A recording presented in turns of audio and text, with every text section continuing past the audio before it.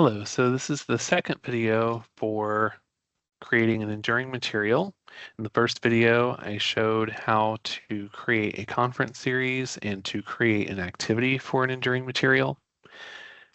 And just to repeat, the two options to create the enduring material in an enduring material conference are to either create a new activity in the maintenance menu, or you can clone an existing live activity, which is where we are here. So once you have created or cloned the activity, you should have an option to manage the enduring material, which you can use this link to do. This will allow you to designate the content and add the content and control other settings such as payment or allow lists, and also creating of a post test for an enduring material. The other way that you can get to the enduring material is on this activity builder by scrolling down. Because this is an enduring material, it has an enduring material section. You can manage some of the settings from here directly on the activity builder, but I really find that it's very helpful to use our full feature, which you can access from that link at the top that I just indicated, or this link here, Manage Enduring Material. So I'm going to go ahead and click this. It leaves my activity builder still open and opens a new tab. And from here, I'm able to see and sort of be guided through the process. So the first thing that it lets me know is that I need to choose a content type to get started. So these are listed here, and I'm going to be explaining each one of these. The other reason I like this page is because it gives you the status. And basically, this is letting us know, since most of this is grayed out, that it's not ready yet. And these are the remaining steps that we're going to have to do. You'll notice that step 2 says create a post test or a pre and post test. Any enduring material in ETH requires a post test in order to be active. You don't have to create a full and robust set of questions. It can be as simple as an attestation statement. When you're creating a post test, you do have the option of importing the questions from a previous test. So if for all of your content, you just want that attestation, I have viewed the material in its entirety. Simple yes, no question. They say yes, that's correct. They move on. You can just import that from a previous post test. So you really just set it up once, and then you can import that same question for each. We'll come back to that when I get to the post test setup. So first I want to talk about the content types. So we have a lot of different content types that are available. The most common are going to be sort of at the top. So we have provide embedded content. This would be utilized if you have probably a video or something for them to watch, a presentation. You would want to select this option, and then you can provide the links to the video or multiple videos. If you have, you can list as many links as you have. Granted, the longer and more materials that you have, the longer it would take for the learner to complete. The next option is to upload files. This does also say videos.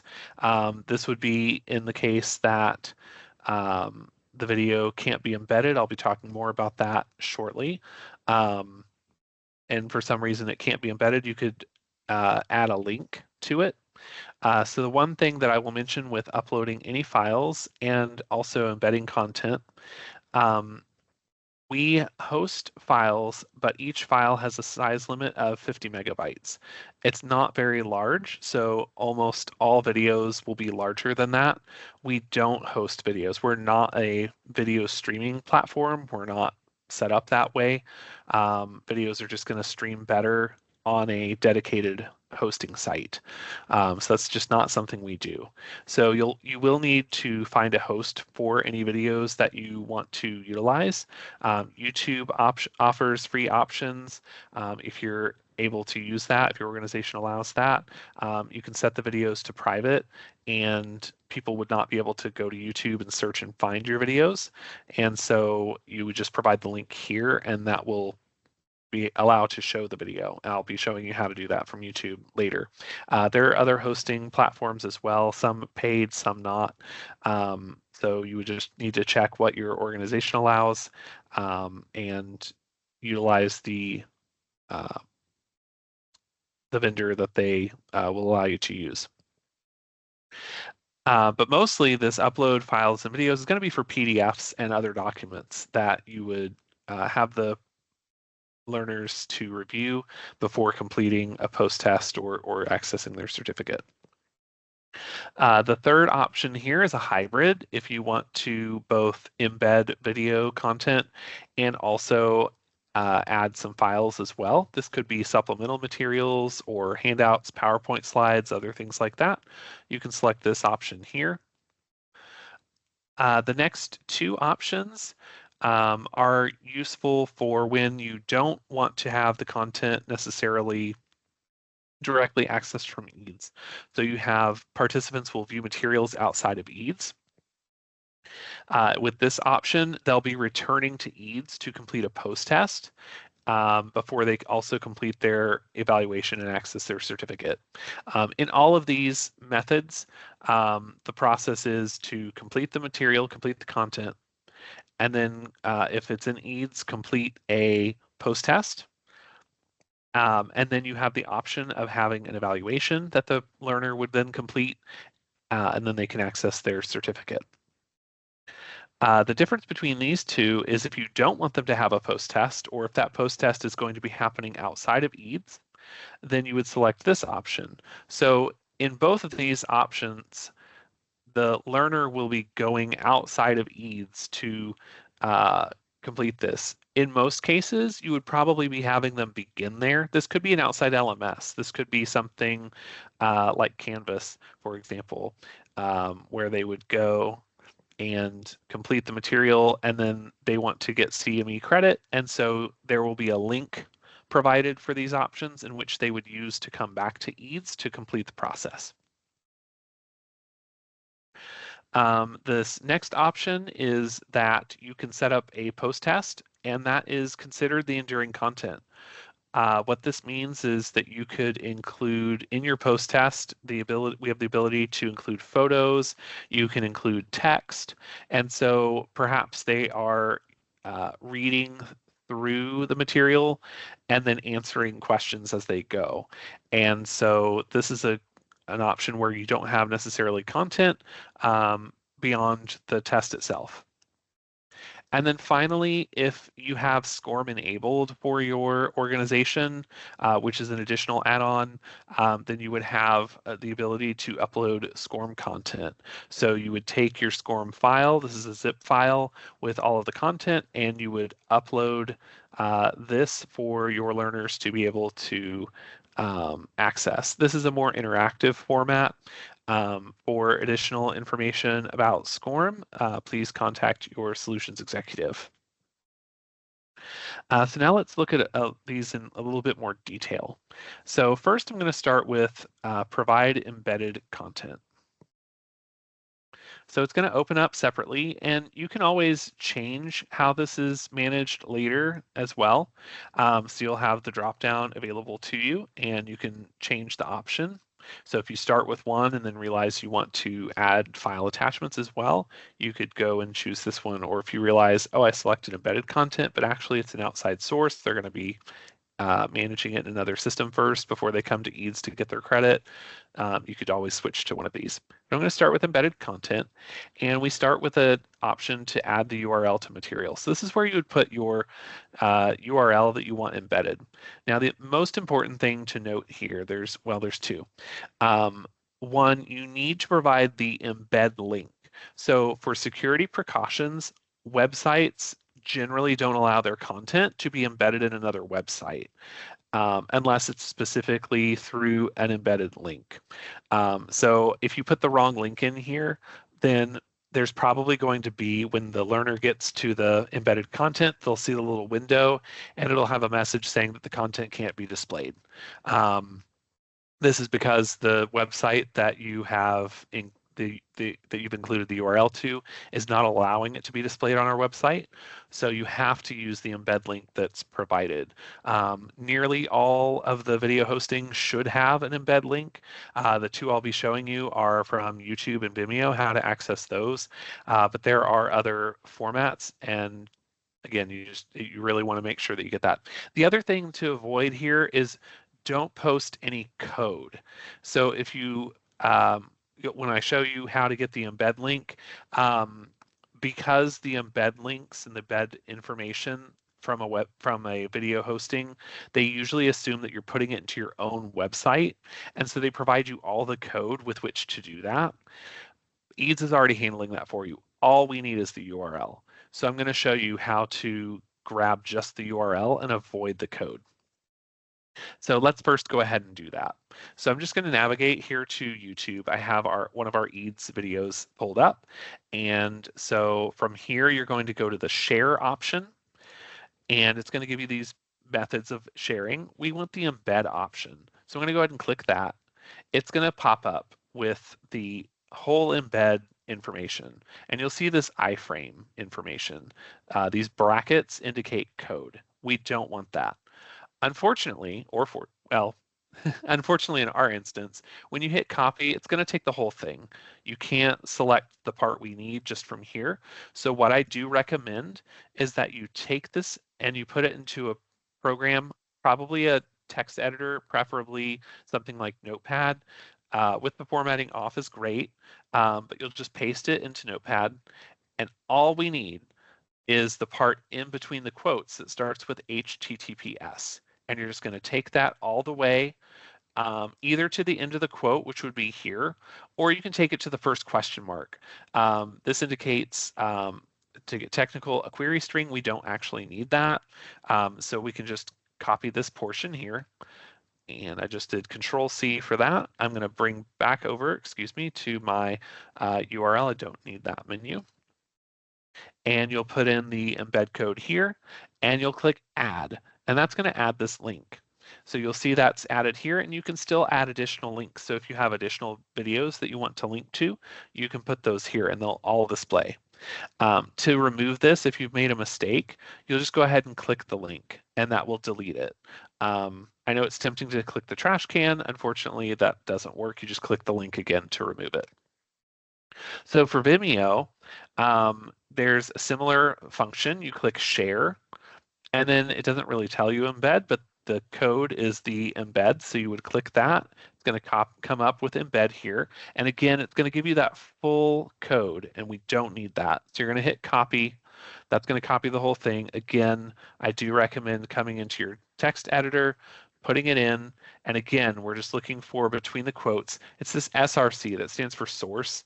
Again, technical, but you're just going to copy that and just pull this in. Again, you don't need the query string. You can stop at the question mark if you want.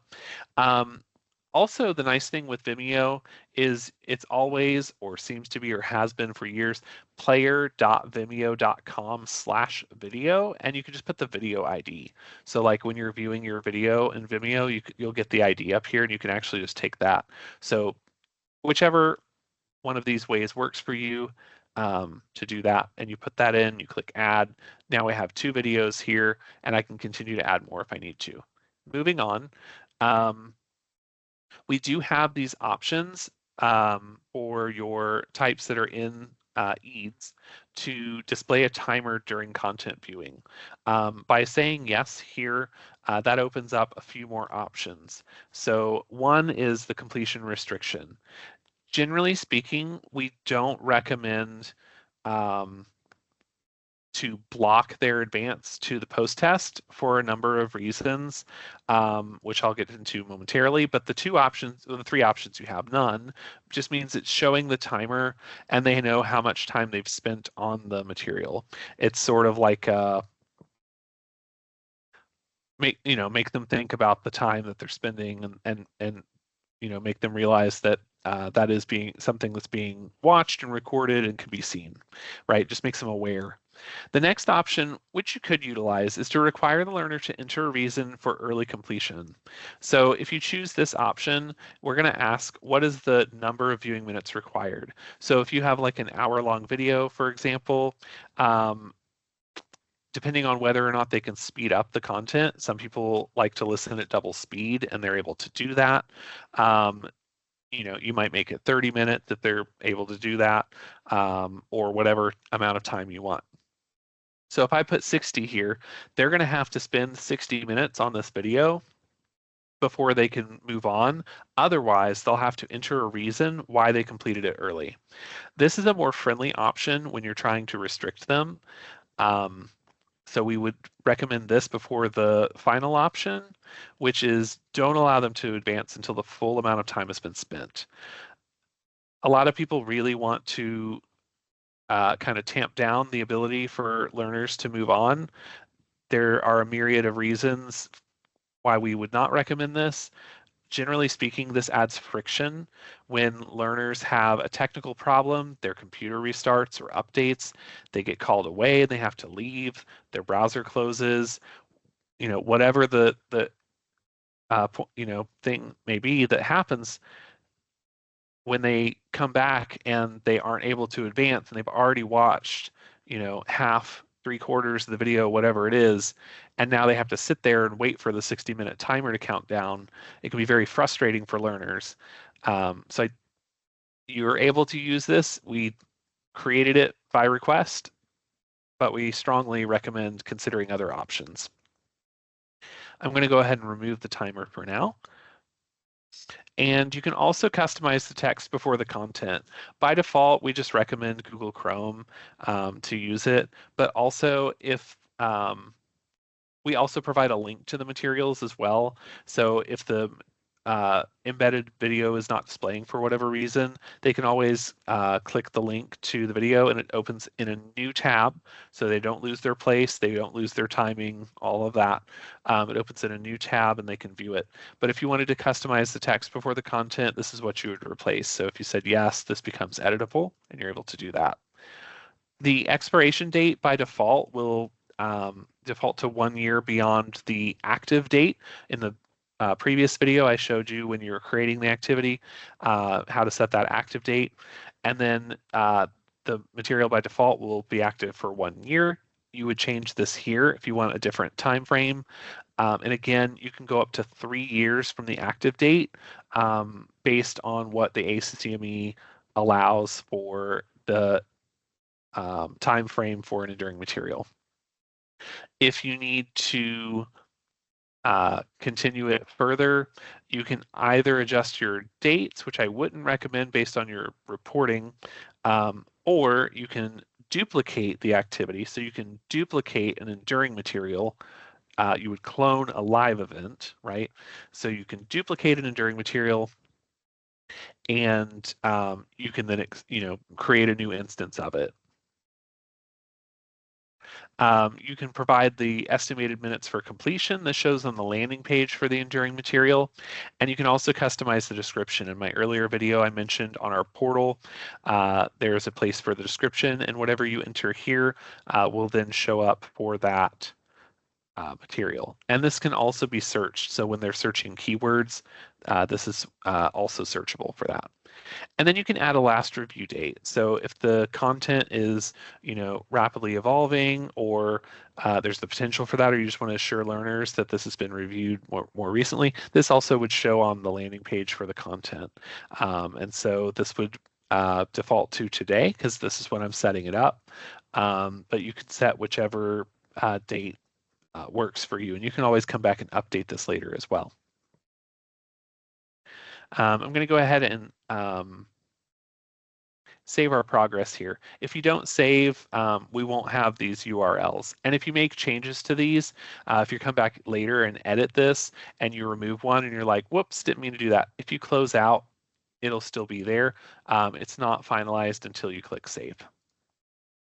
So once I do click save, I lose the kind of explanation that we had here and the different options because we've got it set up.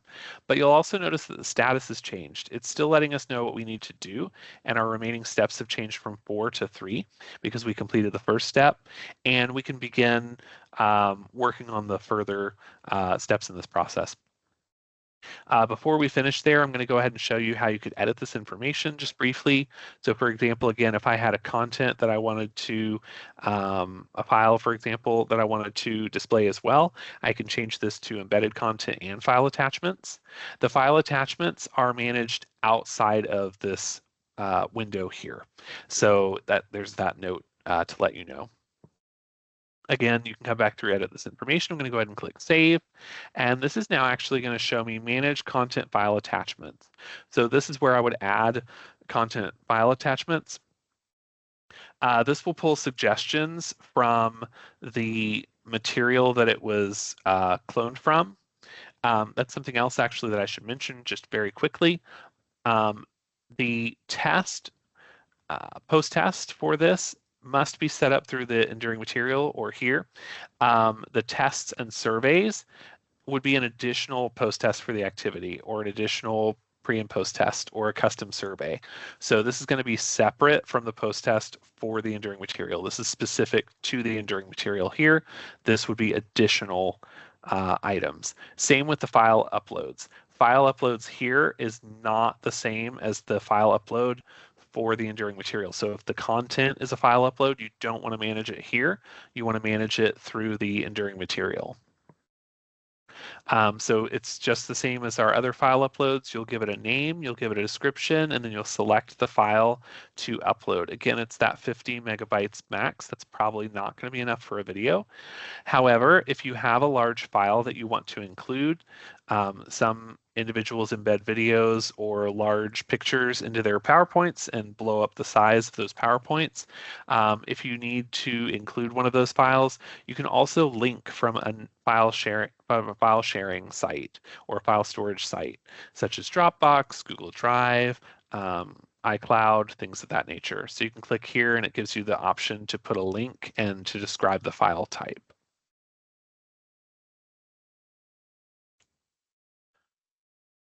I'm going to close that and I'm going to go back to next. I'm going to go ahead and select the outside source. So again, you may have this displayed on your landing page and you want to direct learners to where that outside source is. And so you can put the URL to the material. That way, if they end up on EADS first, they can then go to find the material.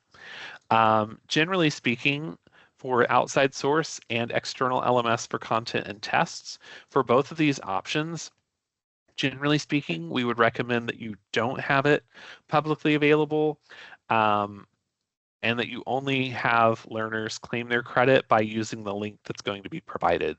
So if I go ahead and use this option, for example, and I hit save, you'll notice that it creates a link. So this link can be used, and this is what you'll want to provide at the end of the content. Wherever that content is being housed, you need to be able to put this link or provide this link to them. Or if when they complete the content, if they get an email upon completion of that, you could include this link in the email. This is what's going to allow them to come back to EADS to record their attendance.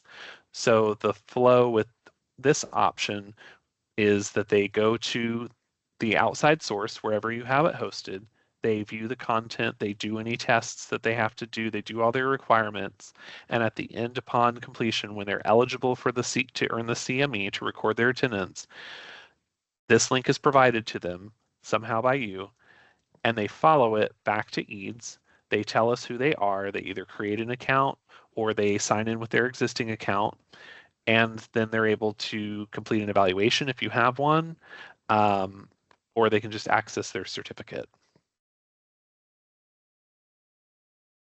You'll notice in this instance, there is no option to show this on your portal because, again, they just need this link to come and claim. I'm going to go back to our embedded content. Making changes along the way does lose the links, so you'll want to be careful of that. I'm going to go ahead and grab my YouTube link again here and save that back.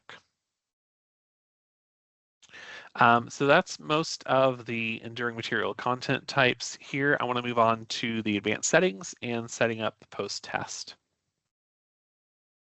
So for advanced settings, this could be if you want to limit who can access the material.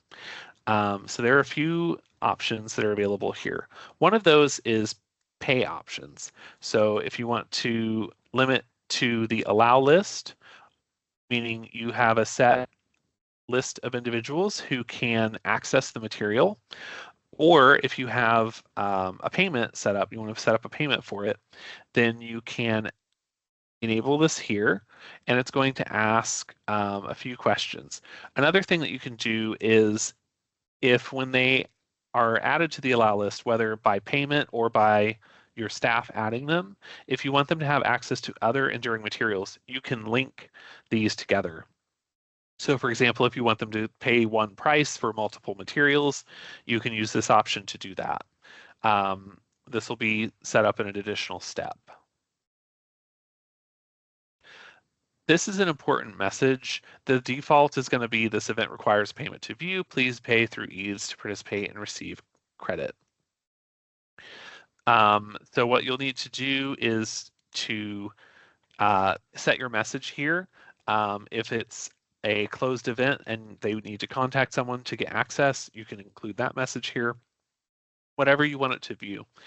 I don't currently have a payment processor set up for our account here, so that's why I have this message. Otherwise, you'd be able to select the payment and the account that would be receiving the payments. When a person pays, they're automatically added to the allow list. If you have someone who you want to give access without them having to pay, you can just add them to the allow list manually, and that will then enable them to access the material. Subscriptions, I think, is an advanced option. It may not be available to all users. I'm going to save that possibly for a later time. So now that I've limited the access, I would have to manage the participant allow list to enable learners to access this. I can import participants from another allow list in another activity. I believe this will be limited to other enduring materials. So if you already have an enduring material set up with the people on it that you want to be able to access this one, you can import that list so you don't have to add them. Otherwise, you can add each participant one by one. We do also have one more advanced option, which is to create a group code, or to create a group. You can assign multiple enduring materials to that group, and you can provide the code to individuals. That way, if you don't know who exactly is going to need to have access to it, they can use the code the first time and it'll add them to the allow list. It will also give them access to all other enduring materials in that group. If you need more assistance with that feature, please reach out by opening a ticket through our help menu or our contact us page.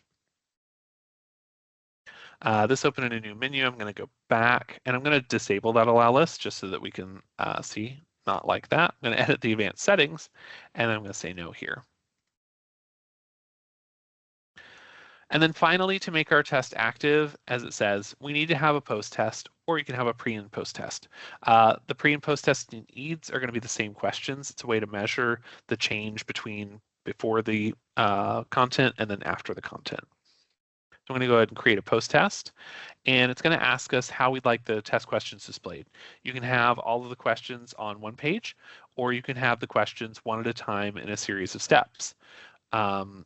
So depending on your preference, you'll make this selection. You can include the instructions for the activity. This just defaults with basic information about it.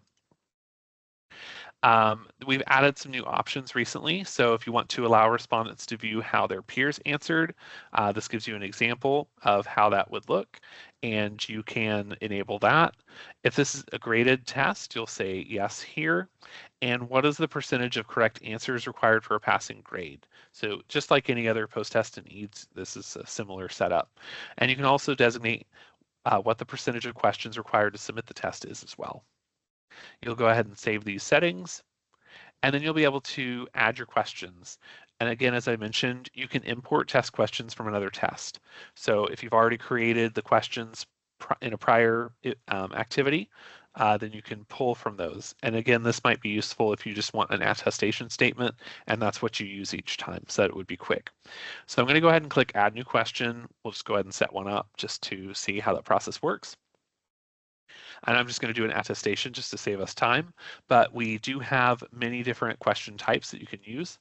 Fill in the blank we cannot grade. So if you have a fill in the blank question, it's going to be an ungraded question. It's not going to count toward their passing grade.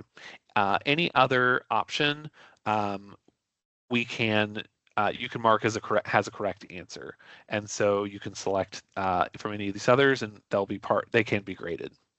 I'm going to go ahead and select the yes, no, because I'm going to make an attestation statement just for brevity.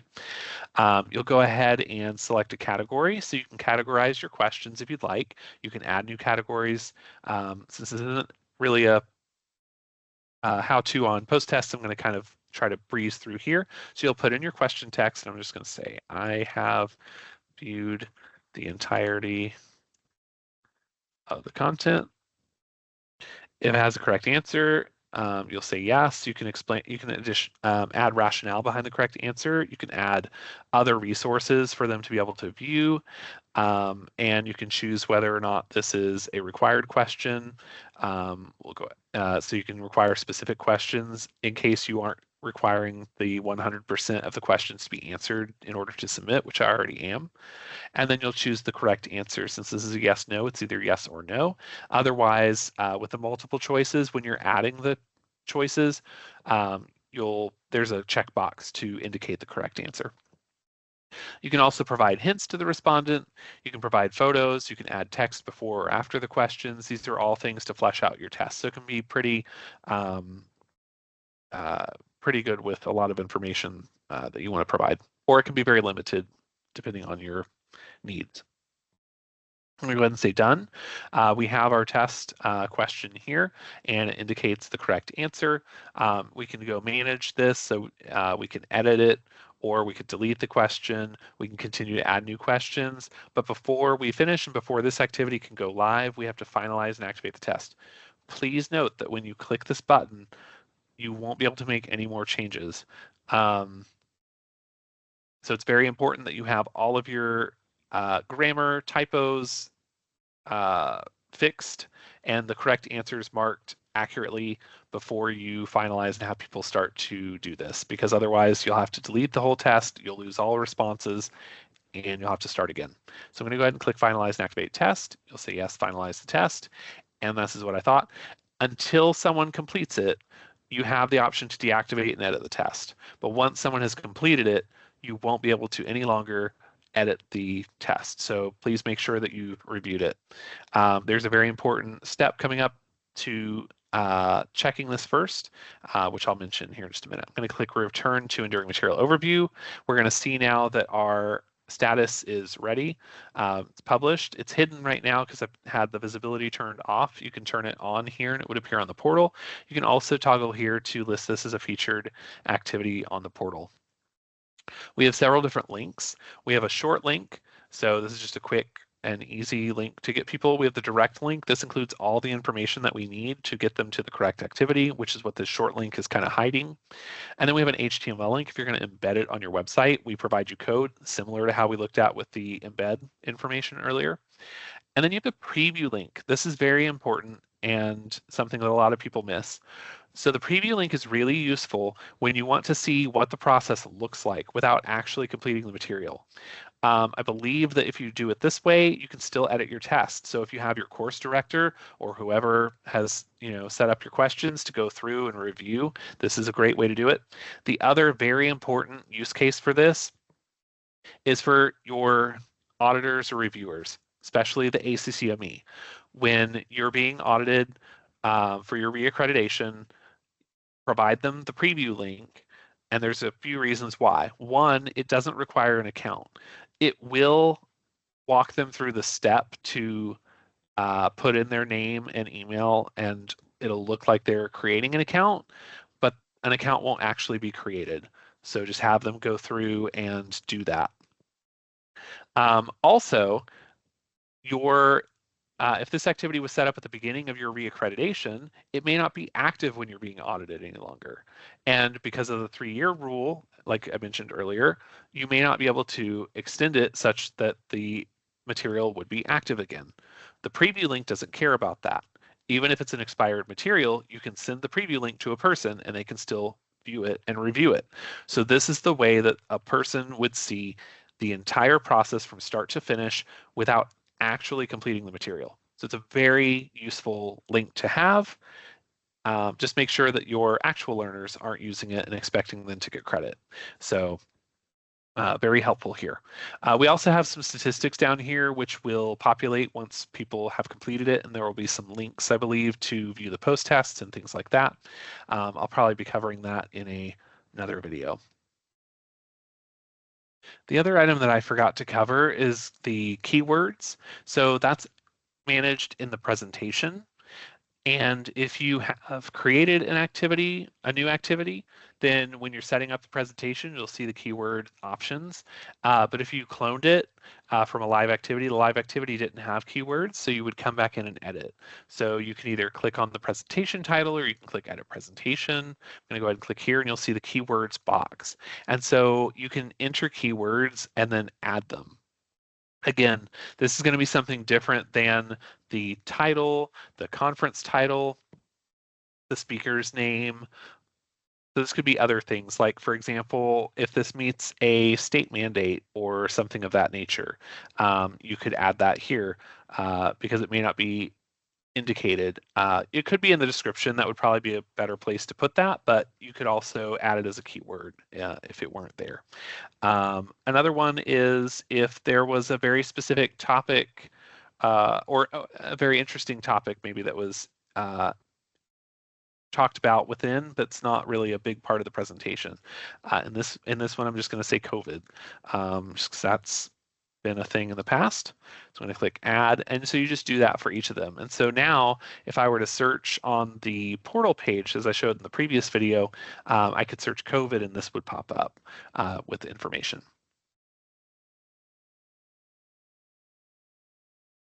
And then those keywords will display here so you can see them and come in and edit them later as well.